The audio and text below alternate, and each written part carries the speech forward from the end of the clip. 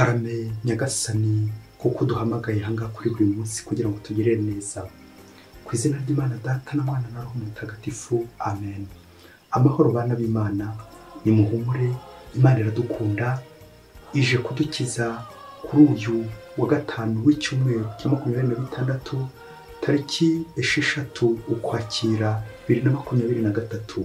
Isomo rya mu gitabo cy'umuhanuzi Baruki umutwe wa mbere umurongo wa 15 kugeza ku 22. Ubutabera n'uganyagasani Imana yacu, naho twebwe icyo dukwiriye no gukorwa n'ikimwaro nk'uko bimeze ubu ku muntu wese wo muri Yuda no ku baturage b'i Yerusalemu, ku bami n'abatware bacu, ku bahereza bitambo, abahanuzi n'ababyeyi bacu. Ni koko twacumuye kuri Nyagasani, turamusuzugura kandi ntitwumva ijwi rya Nyagasani Imana yacu ryaduhuguriraga kugenda mu nzira z'amategeko ye. Kuva ubwo Nyagasani avanye abasekuruza bacu mu gihugu cya Misiri kugeza uyu munsi, twakomeje guhumukira Nyagasani Imana yacu, turigomeka twagakumva ijwi rye. Ngiye impamvu y'ibyago n'imivumo bitaduhemera kugeza na n'ubu, nk'uko Nyagasani yabibwiye Musa umugaragu we igihe avanye abasekuruza bacu mu Misiri kugira ngo aduhe igihugu gitemba amata n'ubuki. Twanze kumva ijwi rya Nyagasani Imana yacu ngo dukurikize amabwiriza yose y'abahanuzi yatwohereje, ahubwo twarigendeye buri muntu akurikije ibyifuzo bibi by'umutima we, tujya gukorera izindi mana, maze dukora dutyo ibidatunganiye Nyagasani Imana yacu. Iryo ni ijambo ry'Imana. Zaburi 179. Nyagasani girira ikuzo ry'izina ryawe maze udutabare.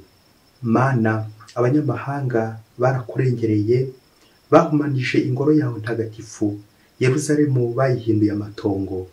Imirambo y'abagaragu bawe bayigaburiye ibisiga byo mu kirere, imibiri y'abayoboke bawe bayigaburira inyamaswa zo ku gasozi. Amaraso yabo bayamennye nk'umuvu w'amazi mu mpande zose za Yerusalemu, kandi ntawasigaye ngo abahambe. Twahindutse insuzugurwa mu badukikije, mbese Uhoraho uzarakarana ryari? Ishyari ryawe se rizakomeza rigurumane nk'umuriro? Ntuduhore ibicumuro by'abasokuruza bacu, udusanganize bwangu impuhwe zawe, kuko tugeze ahaga. Dutabare Mana y'agakiza kacu, ugiriye ikuzo ry'izina ryawe, turokore maze utubabarire ibyaha byacu, ugiriye izina ryawe. Nyagasani girira ikuzo ry'izina ryawe maze udutabare. Nyagasani Yesu nabane namwe. Amagambo mu ivanjili ntagatifu kwanditswe na Luka umutwe wa 10 umurongo 13 kugeza ku 16. Igihe Yesu yabwiraga abigishwa 72 yaravuze ati: iyimbire Korazini, iyimbire Betsayida, kuko bitangaza byagukorewemo iyo bigikorerwa muri Tiro no muri Sidoni, kuva kera barisube bakambara ibigunira bakisiga ivu. Nyamara ku munsi w'urubanza muzahanwa kurusha Tiro na Sidoni. Naho Kafarnawumu ubona kuzakozwa kugeza mu bicu, uzaroha mu kuzimu. Ubumva ninjye abayumva, ubahinyura ninjye abahinyura, kandi umpinyuye abahinyuye n'uwantumye. Iyo ni ivanjili ntagatifu. Ubumva ninjye abayumva, ubahinyura ninjye abahinyuye, kandi umpinyuye abahinyuye n'uwantumye. Amen. Bakristo bavandimwe, Yesu Kristo akozwe. Aha tugeze ni kuri buri munsi.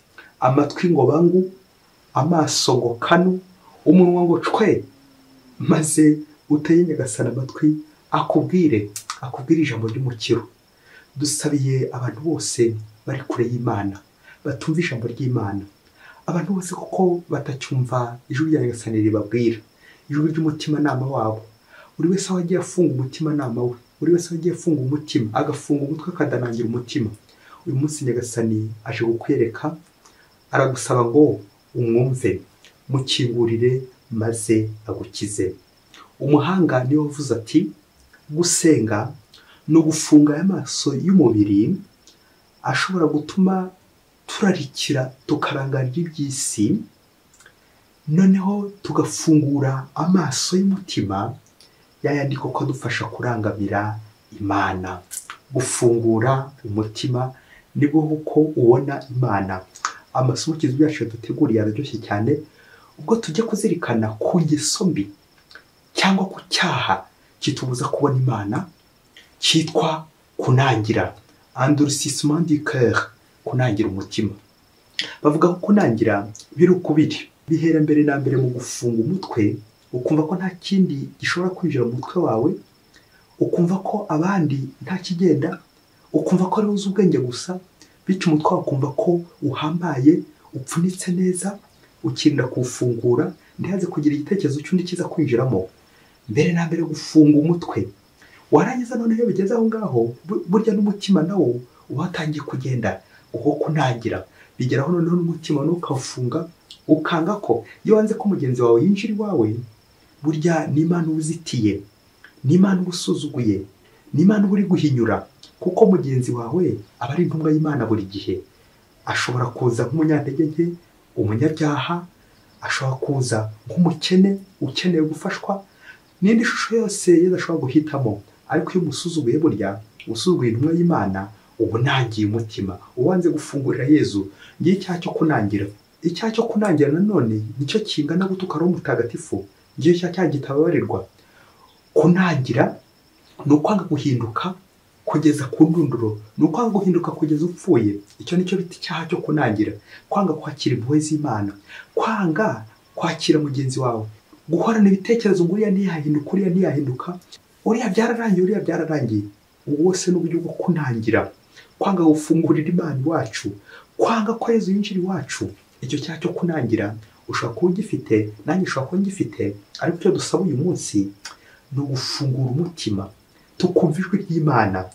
Kuko iyo tutumvise ijwi ry'Imana ntitumenye icyo Imana idushakaho, ngo tumenye icyo twakora mugenzi wacu, kwakira mugenzi wacu neza, kumwitaho maze tukamugera neza. Kuko iyo tumugiriye neza n'Imana tuba twakiriye. Imana ifite uburyo bwinshi dusanga kugira ngo tubwire. Abahanuzi bayitubwiriza, amajwi yayo, amajwi y'abamarayika, ibimenyetso byinshi barimo kuduha mu nzira. Ariko se ni kangahe njya byumvira? Ni kangahe njya nkumviriza umutima maze ngafunga aya amatwi y'umubiri ndetse n'ay'umutima, maze Imana ikabura aho yanyura? Nyagasani kwambwira buri kanya ndamwumva. Kumva Imana tukirinda kunangira umutima. Twumvise mu isomo rya mbere Abayisiraheli bagize ikibazo kiremereye cyane igihe bangaga kumva Imana, bakikurura umuvumo, bakikurura ibyago, kujyanwa bunyago. Uyu munsi turabumva ni nk'aho bari gusaba imbabazi z'amakosa bakoze, bagaca bugufi, nabo bakemera icyaha bakoze cyo gutumva Imana, cyo gutumva ijwi ry'Imana. Akaba byabakuriye ibyago byinshi cyane bahuye nabyo, kujyanwa bunyago n'ibindi byinshi cyane, kuko amakuba yose kubera iki? Gutumva Imana. Iyo umuntu atumvise Imana, yumvikane aba ari kumvira Sekibi. Kumva Imana ukayumva bituma mwumvikana. Umuhanuzi ati twanze kumva ijwi rya Nyagasani Imana yacu ngo dukurikize amabwiriza yose y'abahanuzi yatwohereje, ahubwo twarigendeye buri muntu wese akurikije ibyifuzo bibi by'umutima we, tujya gukorera izindi mana, bityo dukora ibidatunganiye Nyagasani Imana yacu. Amen. Nguko nshobora nanjye gutangira kwicuza igihe cyose ntumvira Imana. Iri sengesho risaba imbabazi, kwemera icyaha ugasaba n'imbabazi, burya ugabanyiza ibihano, urababarirwa. N'umuririmbyi wazabarikirira iri somo atwereke ko Imana ariyo nyir'imbabazi, ari niyo nyir'impuhwe. Nyagasani gira ikuzo ry'izina ryawe maze udutabare. Amen. Iyo namenye ko ndi umunyabyaha, nkamenya ko Imana nagiye nyizitira mu buzima bwanjye, nkongera nkamenya ko ibi byose byaje iwanjye, ingaruka z'icyaha, ko byaturutse ko nafunze umutwe nkanangira umutima, nuko rero nkongera ngaca bugufi, ngiye Nyagasani. Nyagasani n'umunyambabazi, nta buryo yabura kuntabara akangiza. Iyo nafunguye umutwe, ngafungura umutima, nkareba Imana, bituma nkaronka imigisha y'Imana. Twumvise muri Ivanjiri nanone abafunze umutwe bagafunga umutima bakanangira umutima, iyi migi itatu, Korazini, Betsayida ndetse na Kafarinawumu, banga kwakira ibitangaza by'Imana, banga kwakira intumwa z'Imana, banga kwakira Yezu ubwe. Ngo usuzuguye intumwa abasuzuguye n'uwayitumye. Anabyo Yezu Kristo atubwiye uyu munsi. Banze kwakira abahanuzi, ibitangaza byinshi cyane bigasaniye ko aho hantu, noneho banga kwakira na Yezu. Byumvikane banze kwakira n'uwatumye Yezu. Nguko gufunga umutwe, kwanga kwakira Imana, kwanga kwakira ibitangaza by'Imana, Yezu agatambuka akagira abandi neza, nawe ubyirebera, ariko ntugire isomo nari bukuramo. Yezu akawukora igitangaza iki n'iki, aho kugira ngo ukomeze kuba umuyoboke, ahubwo ukajya kure ye, ukihenura bya bindi ngo wereka umwana inyenyeri iri mu kirere aho kugira ngo ayirebe ugakomeza areba urutoki ruri kuyimwereka. Uko Nyagasani atwereka ibitangaza buri munsi, twebwe icyacu tugakomeza tureba rwa rutoki tugahugira muri ibyo, ariko ntidushobore kumureba. Nyagasani tumubona ryari? Twajye dufunga imitima yacu, dufunga imitwe, mugenzi wacu aduha igitekerezo ntitwe cyakire neza, tukagenda mu nzira Nyagasani agatwereka ibitangaza ariko ntitubibone. Kubera iki? Wasanga nanjye ashobora kumbonesha aya maso y'umubiri gusa, nkumvisha aya matwi ay'inyuma, umutima ufunze. Wasanga ibyago bingwirira ariko nanjye gufungurira Imana umutima wanjye. Nyagasani araza agakomanga shwi, agatambagira iwanjye shwi, akankora ibitangaza shwi, ntihagire icyo mbona. Kuki ntabona? Kuki ntumva? Kuki natekereza ngo ngeze amaso yanjye kuri Nyagasani, ko ari we uncungura, ko ari we ungirira neza? Yeza nkorera ibitangaza byinshi buri munsi, ariko se nanjye njya mbimenya, njya mbibona, amaso yanjye arabona, ndumva ijuru rya Nyagasani riracyangeraho. Muri iki gihe turi mu gihe cy'abamarayika, ko turi kuzirikana ubuvunyi bw'abamarayika. Uku kwezi kwa 10 ubwo twatangiye ku itariki ya 2 tuzirikana ubuvunyi bw'abamarayika, abamarayika barinzi baturinda, batubwiriza ikinyura Imana, b'abamarayika b'Imana, intumwa z'Imana.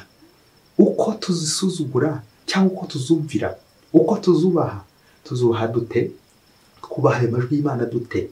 Umutima nama wacu aho dutubwira uti iki ni cyiza gikore, iki ni kibi kireke.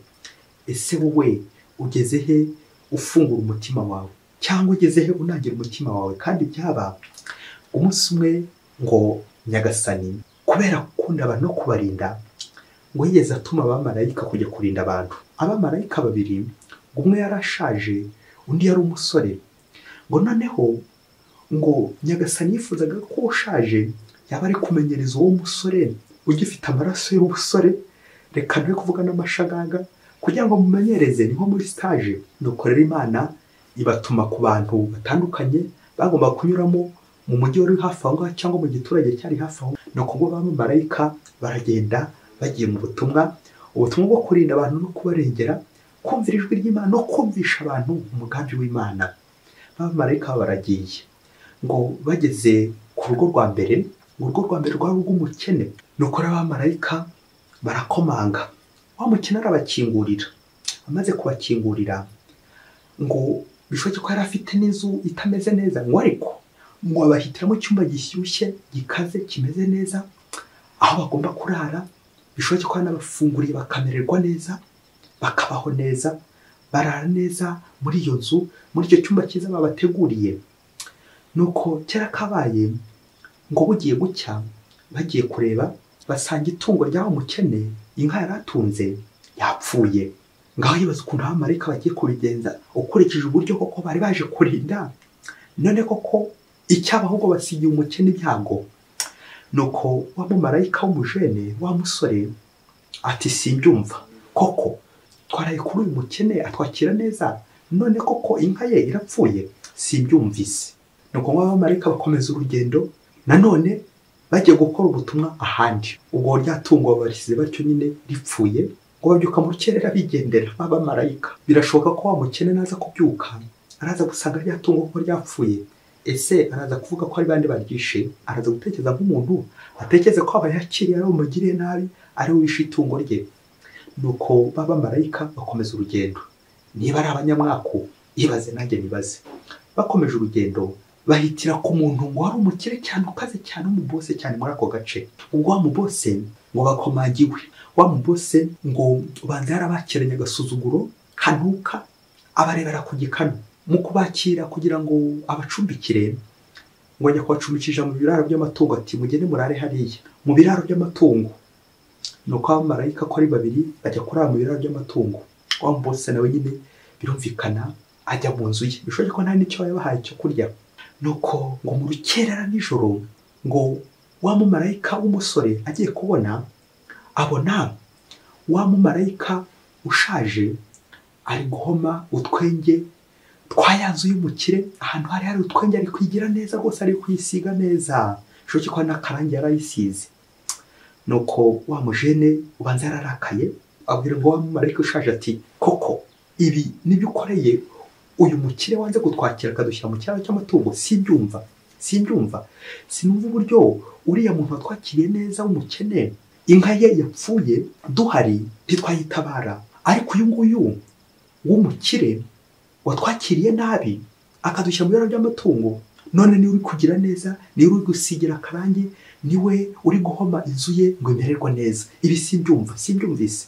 Bishoboke ko marayika yakomeje kurakara, nuko uwo marayika mukuru ngo aramuhamagara aramubwira ati ngwino nkubwire, ngiye kukubwira ibintu bitatu nk'amategeko y'abamarayika tugenderaho, kuko hano nyine wari uri muri stage, wari uri kumenyera, hari ibyo utari kwiyumvisha ariko uzagenda ubyumva buhoro. Dore ko ibyo dukorera abantu ntabwo akenshi bigaragarira aba bantu nyine. Hari ibyo dukora bikagaragara, hari n'ibyo dukora ntibigaragare. Ibyo dukora ntibigaragare burya biba ari byinshi cyane. Reka rero nkubwire ibintu bitatu uzitaho nka stage wari uri muri kumenyera, umenye neza umurimo w'abamarayika imbere y'abantu. Icya mbere ngiye kukumvisha ni igihe abamarayika bakora ryari. Bakora igihe abantu barangaye, bakora igihe abantu batabyitayeho, n'igihe batita ku by'Imana. Bakongera bagakora cyane igihe abantu basinziriye, bishatse kuvuga nijoro igihe abantu bamwe bari gukora amabi, bamwe bananiwe. Iryo joro koko nibwo umurimo w'abamarayika uba ushyushye, uba ukaze gukora nijoro. Rero niba bakurikiye bariya abantu ziriya ngo twagiyeho hari nijoro, buriya bose twari ukubarinda, nicyo cyari gitujyanye. Umukene twamurinze burya nuko utabimenye, n'umukire twamurinze. Nawe rero uri kumenyera, ubwo wavuga ngo uti nturi kubyumva, ngiye kugerageza buhoro nkumvishe uburyo twakoze umurimo ukomeye cyane ariya majoro yose, uburyo twarinze bariya abantu. Rero abantu igihe basinzira, igihe bari mu cyaha, nicyo gihe natwe dukorera, icyo gihe cy'ijoro. Icya kabiri nakubwira, usibye igihe dukorera, naho dukorera impande zose, tugakorera mu mujyi, tugakorera mu cyaro, tugakora ku bantu bose, ari abakene n'abakene, hose tukahagera nijoro ndetse no ku manywa, ariko cyane nijoro nibwo akazi kacu kaba gashyushye. Nuko rero tukagenda tureba buri wese icyo akeneye, buri wese n'ubuzima arimo n'icyo akeneye muri ubwo buzima bwe. Icya nyuma ngiye gusoza ari cyo cya gatatu, uburyo dukora bwo burahambaye cyane. Burya abamarayika dukora ibigaragara n'ibitagaragara. Icyacu ni ukurinda ubuzima bw'abantu hano ku isi, ariko icya kabiri nanone ni ukugira ngo berekere ijuru, cyane tugamije kurengera ubuzima bw'ijuru, tugamije kubereka ijuru, tugamije kubereka, tukarinda roho zabo, tukabarindira ubuzima, ariko tuberekeza mu mugambi w'Imana wo kubacungura, kubarinda, dushaka kubaganisha hehe mu ijuru. Rero nifuza cyane gukubwira bimwe utwumvise mu rugendo rwacu, ubwo wagenda gumbwira uti simbyumva, ariko nifuza kukubwira uburyo ko hari abantu twabarengeye buri wese ku ruhande rwe. Uriya w'umukene twacumbitseho bwa mbere muri rya joro, uzi ko amashitani yaraje kumuniguza, abadayimoni bose bagakorana mu rugo rwe, baje kumurwanya, ariko twashoboye kukurengera. Ni cya gihe wabonaga mbyutse nijoro nawe ukaza uri kurebera, burya twari turi kurwana, burya niho twari turi kurwana ariya mashitani. Rero ubuzima bwe twaburengeye, nibwo koko ya mashitani yaje kugera ari guhunga, ahungira mu kiraro, nibwo yishe yankaye, ariko ubuzima bwe twaburokoye. Icyo nicyo twashima, ko twakoze ubwo butumwa bwo kurokora ubuzima bw'uwo muntu w'umukene wa wundi watwakiriye.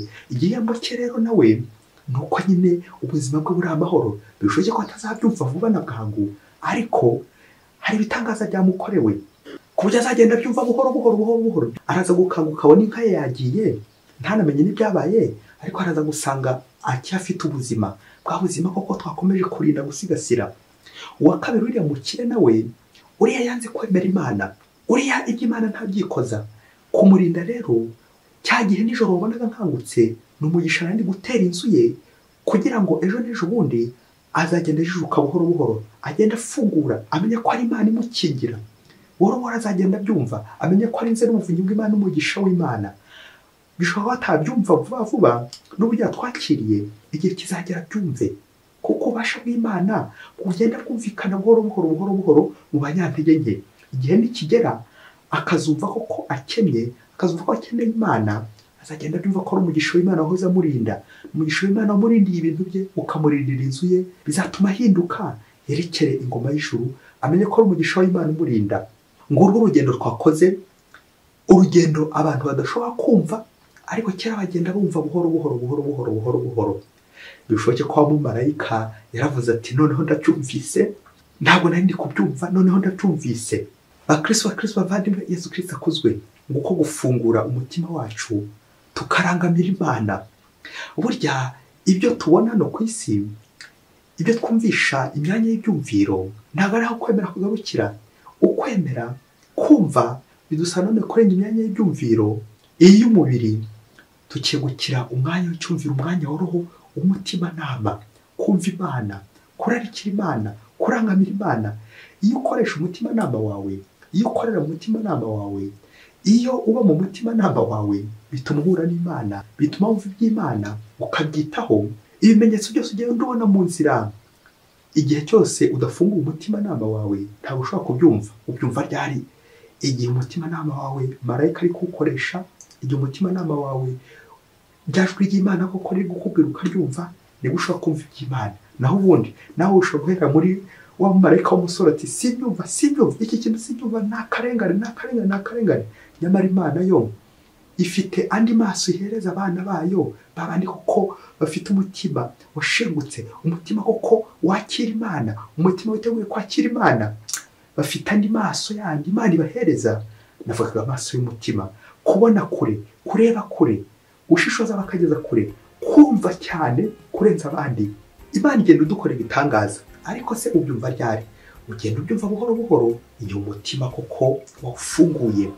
Naho ubundi igihe cyose utafunguye umutima, akenshi uzahora mu kwivovota, uzahora mu kunangira, uzahora mu kugenda wijujuta ati Imana uri kunkorera iki, Imana uri kunkorera iki. Nyamara nibyo byago Imana yabinyuzemo kugira ngo irengere ubuzima bwawe uko utabyumvise. Imana yohereje umumarayika wayo kugira ngo ikurengere, ariko kubera ko wafunze umutwe ukanangira umutima, ntabwo washoboye kubyumva. Uyu munsi ufungure umutwe wawe kandi wo kunangira umutima wawe, kugira ngo ineza ya Nyagasani guhoreho, umenye neza ineza y'Imana, wumve ibitangaza by'Imana, wumvire Imana, wumve ijwi ry'Imana mu mutima nama wawe, wumvire abamarayika bayo gutumaho buri munsi, maze mwumvikane n'Imana, ukore neza igishimisha Imana buri munsi. Mwese Imana ibahe umugisha. Imana Data na Mwana na Roho Mutagatifu. Amen. Padiri Masumuko Ladislas wa Diyosezi ya Cyangugu.